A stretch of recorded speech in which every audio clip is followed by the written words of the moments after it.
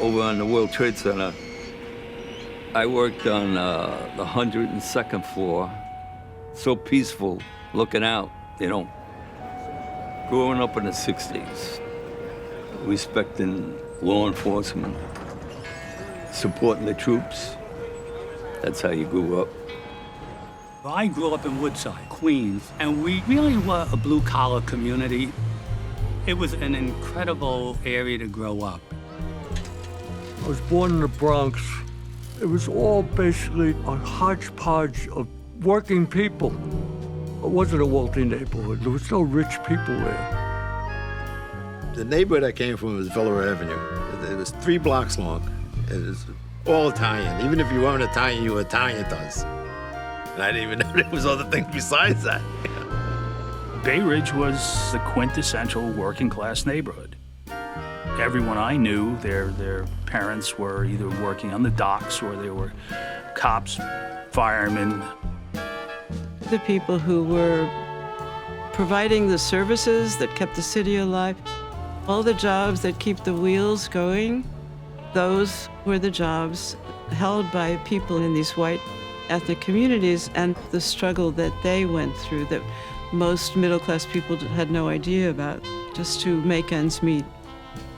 What gave comfort to their lives was family, and often church-related community. God and country. Those are our values. Those are our values. I'm not going to apologize to anyone for those values. Those are our values. When there was church on Sundays, it was expected everybody went to Mass. There was the 6:30 Mass, the 8 o'clock Mass, the 11 o'clock Mass, the 12 o'clock Mass, and the final 1 o'clock Mass was for the late sleepers. And every Mass was full. I went to Catholic school from kindergarten to 8th grade, and my mother every year would say the same thing to Sister so-and-so, whoever it may be. If he gets out of line, just smack him around a little bit. And I say, Ma, you don't have to tell them that. They do it automatically. I was 5 years old when I went into 1st grade. And when I was up there, they teach you the Pledge of Allegiance, you know, and the sister would tell us what to do, hold your hand to your heart and everything. And as she's saying that the men and women that died for this flag, it just hit me. And you know, it just got to me where I started crying and everything. And that was it. That kind of cemented me with the flag. I knew early on that I was going to go into the service. I thought it was something that you're supposed to do. And I was 17 years old. I joined before I graduated high school.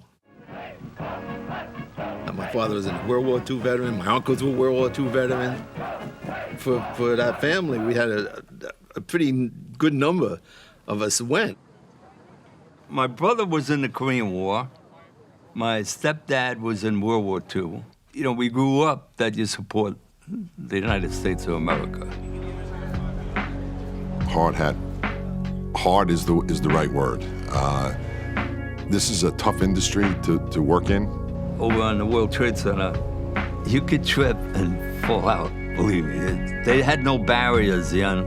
They had no safety lines for you. You held on for dear life. You're working on cooling towers on a building that's 50 stories high and the wind's blowing and it's wintertime and it's sleeting and you're working outside. There was never any of these thoughts that you're going to be something beyond that sanitation work, or that's what we lived. The goal in our neighborhood was to get a city job or construction, you know. And my father, he was a laborer, so I went towards the construction. And the trades, for all the trades, were always father-son.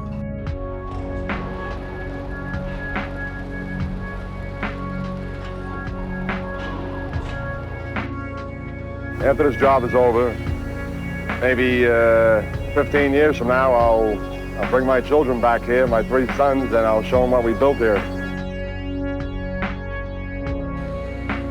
You know, when you work hard and you finish up a day's work, it's nice to look up in the air and say, wow, we did a great job here.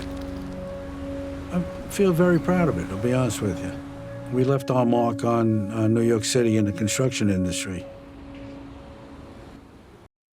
For more, watch HAT RIOT from American Experience.